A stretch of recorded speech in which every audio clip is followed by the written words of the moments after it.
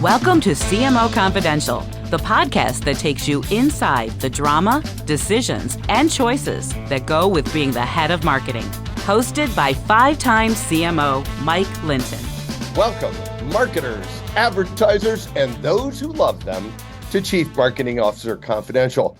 CMO Confidential is a program that takes you inside the drama, the decisions, and the politics that go with being the head of marketing at any company in what is one of the most scrutinized jobs in the executive suite.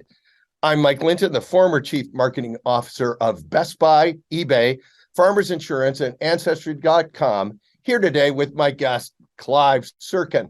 Today's topic: why marketing creativity is in decline and what to do about it. Clive is the former CMO of Kimberly-Clark and the former Chief Growth Officer for Kellogg's. Prior to jumping over to the client side, he was a group managing director at Burnett. He also hosts the podcast called Unstuck, where he actually invited me on his show. So here we are, tit for tat. He's on CMO Confidential. He's been on both the agency and the client sides. So he has a great perspective on creativity over time. Welcome, Clive. Hey, Mike, it's great to be here. I think we should rename this episode Grumpy Old Men Take Two. You know, I think that's so hurtful. I'm going to go. What, you're not grumpy or you're not old? Clive, you're just getting me on all fronts. This is like a left and a right punch right here before we even get to the first question. So I'm going to move on, but I appreciate the humor. Also, Clive has that kind of accent where you believe almost everything he says. I expect all you listeners will believe almost everything that Clive says today, even if he is making it up. So here's the first question. Clive, you look across the landscape of marketing. What creative trends are you seeing? And then we can talk about them. But I know you have a lot of theories on this. So let's start with that. What do you see? So before I answer that question, let me just say the one underlying piece of this is I like to try and distinguish between creativity and crafting. And I think all too often agencies and clients get trapped in confusing one versus the other. For me, the most important thing is creativity as in the quality of an idea. Of course, crafting is crucial and how you produce that idea in whatever format and channel you put it in. But I'll take every day and any day a world-class idea over a shitty idea that's crafted well, okay? And so one of the trends that I see, and it's not a new trend, it's over time, is that a greater premium is placed on crafting over idea. And so you see a lot of wonderfully well-produced ideas in whatever format they're in, whatever channel that they're in, and there's no there. There is no idea. And it doesn't force your consumer, and force is probably the wrong word, but it doesn't entice your consumer to participate. It doesn't reward your consumer intellectually or emotionally. It doesn't connect with them. It doesn't understand them, and it's just eye candy. And the single most important thing in my mind for marketers and agencies, and I'd say marketers have the accountability to hold their teams, their collective teams, accountable to, is creativity in ideas and creativity in thinking. Can I drill down on this a little bit and talk about? So the Super Bowl's just like 2 months ago, and there was an awful lot of celebrities and what I'm going to call borrowed interest. Is that what you're talking about here, or like, give me a couple examples of people doing it right, and if you're comfortable, people that you think are just borrowing the interest or focused on crafting versus the idea? Right. Well, there was a lot of that. There was a lot of that. And we could go down a rat hole in terms of should you be in advertising in Super Bowl and is 7 million worth it? And the answer is it depends. Right. But when you start, I would say, but yes. Right. Okay. It's like, again, if you're like a world-renowned brand and everyone knows you, getting people to be aware of you, it's like, what, you're going to get the other one person living under a rock to be aware of you? So is that worth the money? But the bigger thing is reliance on celebrities for the sake of the celebrity, thinking that the celebrity is going to somehow change the math is absurd. And the reliance on massive production value and gimmicks is absurd. And it just tells me that the collective team didn't have an idea, didn't know what they wanted to do, got caught up in the moment and sort of, it's a non-rational escalation of commitment, the euphoria of, sometimes you sit in these meetings and you go, why are we all giddy? Like, this is not really good. And so I was, like a lot of people out there, super disappointed in a lot of the work. They're both on a sort of quality of idea and, frankly, on a crafting. And then, it's like over the years, there's been some extraordinary not this past Super Bowl, the one before with the UPC. It's like, that's clever. That's smart for what it was designed to do at the time, in the moment, in the medium. Just so everybody knows, you just threw out the acronym UPC. I think you should explain it and then pick one once you thought was excellent. Well, the intelligent play this year was the misdirect, where they made you feel like your screen had gone off and you jumped channels, and that's clever, that's smart, and it made sense for the brand and for the proposition, and it broke through and it got people engaged and participated and talking about it. And it was a brand that was not really well known. So like all of the pieces there made sense for what they were doing and the business outcome they were looking to create. So it got fantastic. When I see, there was a lot of, debate and points of view on the Molson Coors bit that was done. And, I said, Michelle, no, that's terrific. That was thoughtful. That was intelligent. That was engaging. That was different. It wasn't your conventional big production, and listen, I love, the Clydesdales. It's beautiful, Is it really going to yield them the return? I used to go nuts on Coke, for example. It's like Coke would do the polar bears every year, right? Yeah. And spend a ton of money, animatronics and animation and CGI and all that stuff. And I go, is that really selling one more bottle of Coke? Like, is that really the idea of Coke? Like, I have a point of view on what the idea of Coke is. Like, it doesn't mean anything, but, I always felt that the idea of Coke was best epitomized in that, like, 1970s ad, I'd like to teach the world to sing. Yeah. And it wasn't the execution, which is beautiful. It was fabulous. It was well thought through. It was the idea behind that execution, which is in a world which increasingly is designed to push people apart and focusing on their differences, there's one little thing, a bottle of Coke, that everyone seems to like. No matter where you're from, what religion, what nationality, what belief, what orientation, it doesn't matter. And if we both like the Coke, a bottle of Coke, maybe there's something else that we could see common ground. And so when you look at all the work that Coke does and has done sort of offline, friendship bottles and all of those things that they do that's more guerrilla-like and more online, I feel like that is the idea of Coke. So that's the essence of the brand. I think you're talking about the essence of the brand coming through in the creative. And I think one of the things also, so you saw a lot of ads where you had 3, maybe 4 celebrities in the ads. And I think, gosh, in the era of budget cuts, tremendous media inflation last year, more brands would be thinking about breaking through with a brand idea versus the crafting idea, because the crafting idea is expensive. Like when you are spending all that. So why isn't that happening? Because I can make a case that a lot of brands are playing it safe or going really big for what I'm going to call crafting. Why is that happening at a time when budgets are clearly under stress and there's lots of things going on where people aren't going, hey, what we'd like to do is give you CMO and agency a lot more money. Why is there more focus on this? Gosh, we got to grab attention versus we got to tell a story. I think there's 2 issues. One is a sort of a time-based, like more current idea of what's happening now.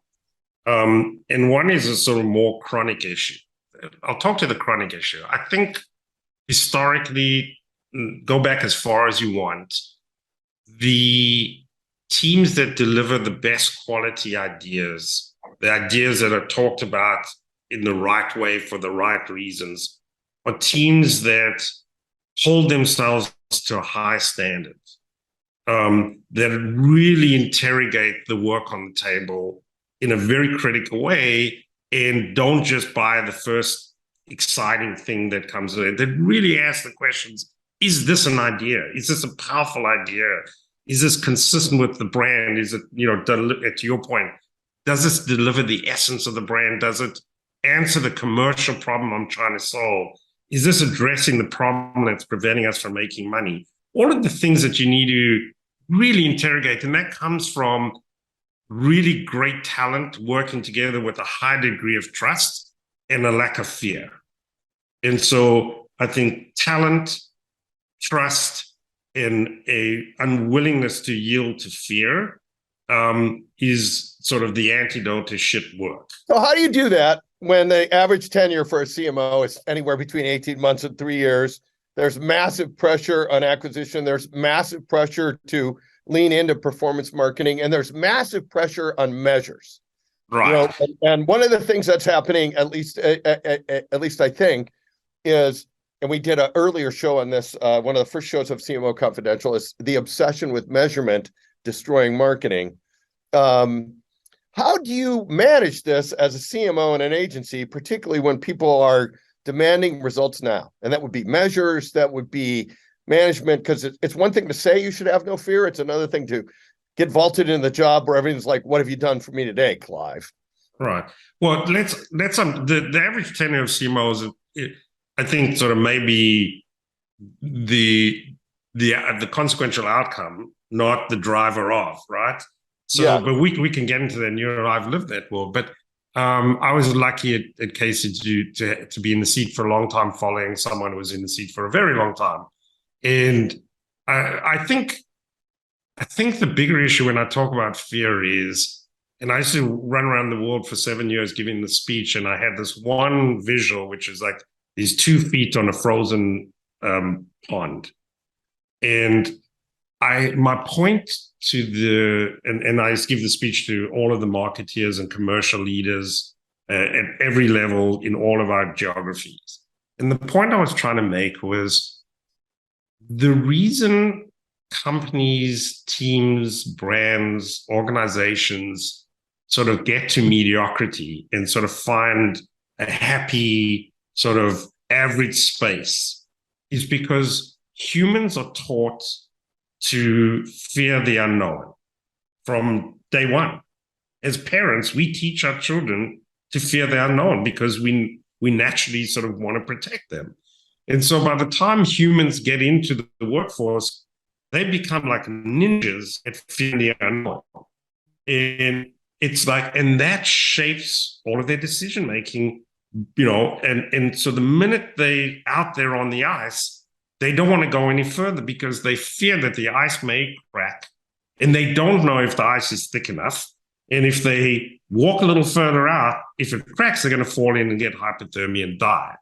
And so my point was, as leaders, our job is to create an environment in the organization where we convince people a few things. One, it's not a freezing lake. It's actually a little puddle on the side of the road. Worst case scenario, it's like 1 foot deep. And if you go in there, you're going to like ruin a pair of shoes. We'll get you new shoes. Okay. Number 2 is, if you keep standing where you are, eventually you're going to melt the ice underneath you and you're going to go in anyway. So you might as well get out there. And if we can create an environment where there is a less susceptibility to fear because of bad consequences, people are going to be more willing to challenge their thinking, challenge the teams, and try more stuff. Well, but this is a lot of boards and a lot of CEOs, and I will also say a number of CFOs don't like you to go out on that ice that far because it is not guaranteed. So if you have the job like you had, or some of the jobs I had, where you actually have the backing of the peer group and the CEO, you can go out on that ice. if you don't, a lot of just stepping on the ice can be dangerous for you. How do you do it? And then I want to ask a follow-on question before you even answer this, which is, you have this thing, I'm calling it contagion of the moment, which is people will take a step from that ice to move to something that everybody is doing. Right. And that's that, and they won't necessarily do it because of them. They'll do it because it is a safe move on the ice. Can you talk about that and For how sure. you manage it if you're not in the right space? For sure. And so to point one, a CMO's role is to play and manage two constituents, the organization, but then crucially, and even more importantly, the executive team, the C-suite team, and the board. And so if as a CMO, you're leaving the board with the impression that you're making single massive big bets, okay, that have the potential to win and lose big time, you're playing into the fear. You playing I agree with this. You want a story that people can join and a vision that people can follow, not I think to use your words, a craft that people can judge. Correct. Okay. And so your language, your thinking, your narrative, your behavior as a CMO should be a commercial orientation throughout the organization, but even more so and more amplified when you're talking to the board, the C-suite, the C-team, the executive team, your CEO. You're having a conversation about, we're in the business to sell more stuff to more people to make more money, right? You're talking about what is the problem preventing us from making money. You're talking about building long-term value by delivering short-term value and not sort of setting them up as two different constructs. I don't want to let this roll by because I think this is a super important point, which is, and I think this underpins everything we've been talking about, and I wish I had lifted it up earlier in the interview, which is that the thing you're saying is we're doing marketing to make the company more financially successful. That's the only reason we're doing it. Being noticed is helpful. Doing a big thing is helpful. Having great crafting is helpful. But if it doesn't make us more money, we're probably not doing our best. And what I hear you saying in here is there's been a little conflation of crafting and doing cool stuff versus making us money. Is that right? 100%. If you're out there selling cool stuff, you're an artist.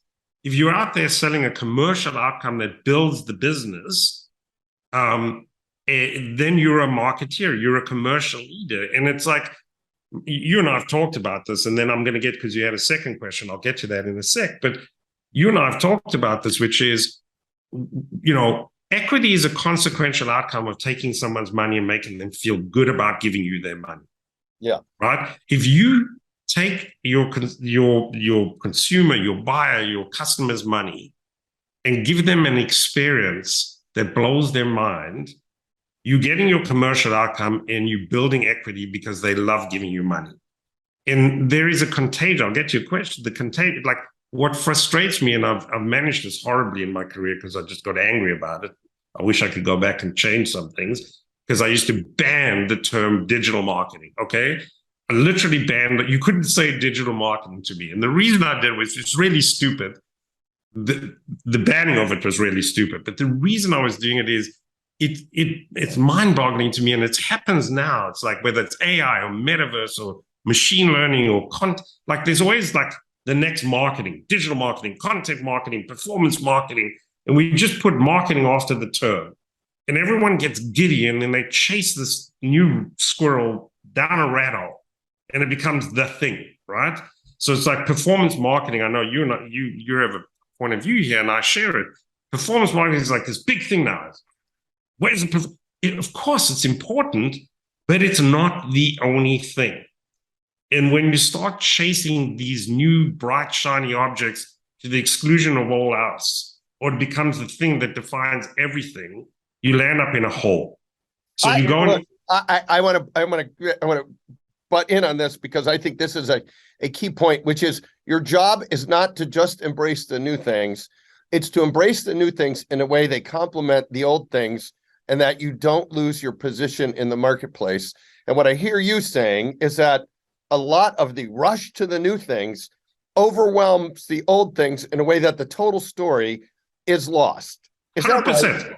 100%. I had a fabulous client, a beautiful human being who I'm still good friends with.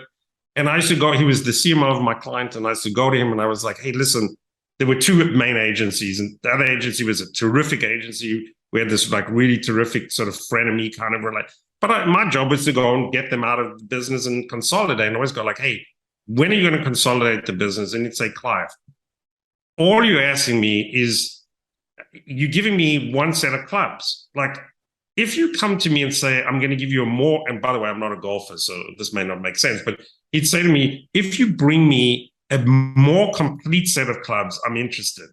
You're just saying you don't need two sets of clubs. You only need one set of clubs. He goes, come back and show me how you can get a more complete set of clubs. I think as a CMO, our job is to add more clubs to a golf bag, right? So you're able to play. It's not the perfect analogy, but I think our viewers will be able to get it, which is it's not about a new driver. It's about a complete set of clubs and understanding the game. I want to move on because I'm hearing you say the contagion of the moment is something as a CMO you have to manage. Your job is not to move to just the best thing that's new. 100%. It's to write a story. You have another saying, I think it might be borrowed from somebody, but it's hostages versus believers. Right. So this is, I think, an important thing. It's one of my favorite things, and credit to Kathy DeThorne, who was our head of planning at Burnett a million years ago. She did a study that had a profound effect in terms of how I think as a marketeer and how I think about brands. And essentially, my version of Kathy's truth is when you sit as a marketeer and you go loyalty and you think in terms of usage, like how much a particular consumer uses your brand. And if you think singularly along those lines, you're missing half the picture and you can run yourself into a ditch. Yes, that's important. What's equally important, if not more important, and most importantly is having both of these measures, is affinity. So think of it as an XY graph where you have one axis is affinity and one axis is usage. And your sweet spot is to create high affinity and high usage. I use your brand a ton, and I absolutely love your brand. Right. And we'd call those believers. If you're creating believers, you're creating a very resilient business on multiple levels. One, if you screw up, they're going to forgive you, and you will screw up. They are less susceptible to pricing. They are your number one marketing vehicle because they will sell your product, your brand for you. They will be vocal for you. And like, this is the nirvana, this is where every brand wants to do is measure how many believers you are building. Sustained usage, high affinity. The opposite of that is hostages. So when you have a ton of people, and this is to your point, like when you exclusively focus on performance marketing and acquisition, you can build a ton of users who don't like you.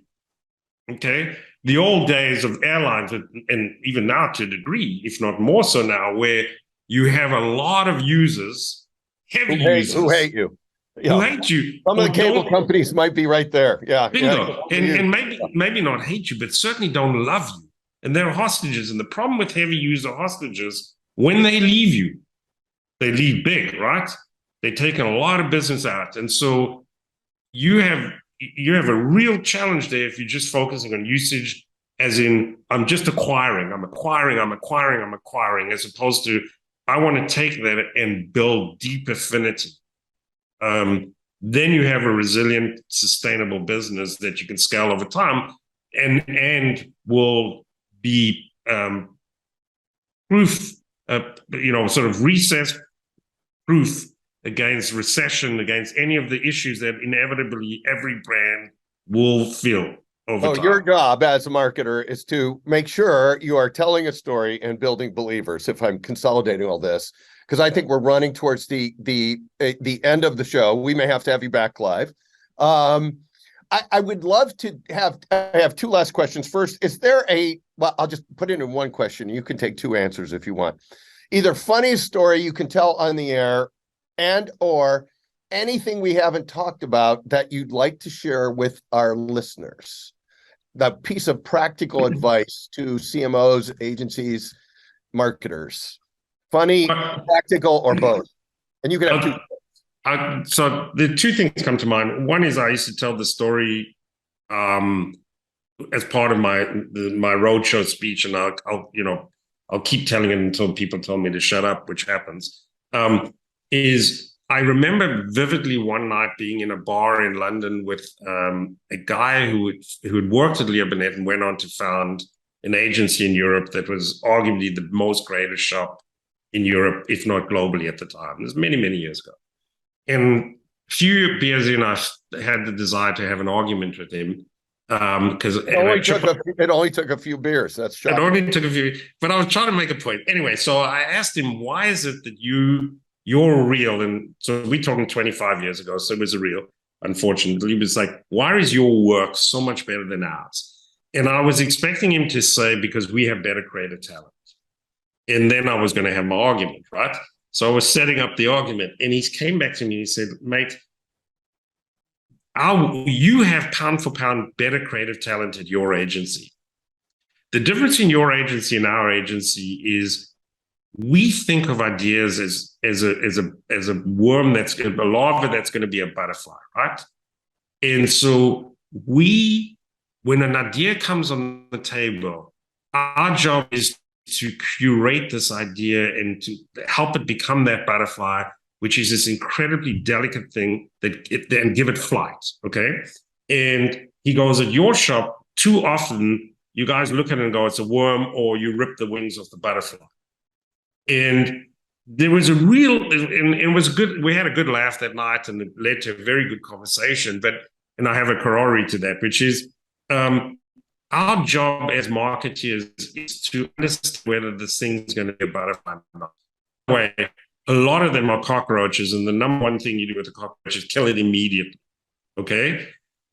Because cockroaches breed, and there's I kill it with one of those clubs from my golf analogy. Bingo, to baby. prevent myself from just making a ton of hostages. I want to make sure I have all the analogies wrapped up for our listeners all in one. Without you, I'm a mess. But it's important. It's like too often you're sitting in a meeting, there's a cockroach, and you let it live for all kinds of stupid reasons. But you also equally need to understand, if this thing's going to be a butterfly, you have to, as a team, treat this thing with care, and you need to be delicate, and you need to help give the idea flight and let it be the butterfly it is. It sounds a little, out there, and yes, there were a number of beers involved in that, but it was a powerful lesson to me in terms of the importance you have no matter what your title is, no matter what part of the table you're sitting at, you have a role to play to identify high quality ideas and nurture them to deliver their full commercial ability. So I think this goes back to the opening of the whole show, which is the idea versus the crafting of the idea, which is you need the idea to live and cut across all the media, all the places, all the clubs in your golf bag. And then you do great crafting. And if you're not doing that, what you're doing is you're actually launching a bunch of different ideas that don't actually hold together. So thank you, Clive, and thanks to everyone for listening to CMO Confidential. Look for our other shows on Spotify, SoundCloud, and YouTube, which include What Your Agency Wants to Tell You But Won't, Parts 1 and 2. Will the obsession with measurement destroy the marketing function? Is the CMO position headed for extinction? And what private equity really thinks about marketing? Hey, all you marketers, be safe out there. This is Mike Linton signing off for CMO Confidential. Thank you, Clive. It's my pleasure. And by the way, CMOs are not heading for extinction. Only bad ones are. All right, very good. This episode of CMO Confidential is produced and sponsored by AdCom, one of the premier integrated marketing and advertising agencies. AdCom works with mid-market companies to create measurable returns. With 30-plus years experience, AdCom partners to lead innovative strategy, creative, media, and analytics for growth-oriented brands that want to differentiate themselves in a crowded field. Working in B2B, B2C, healthcare, financial services, transportation, building products, and consumer goods, AdCom leverages unique internal and external insights to create dynamic and lasting brands ready to maximize their market position. For more information, visit us at engageadcom.com.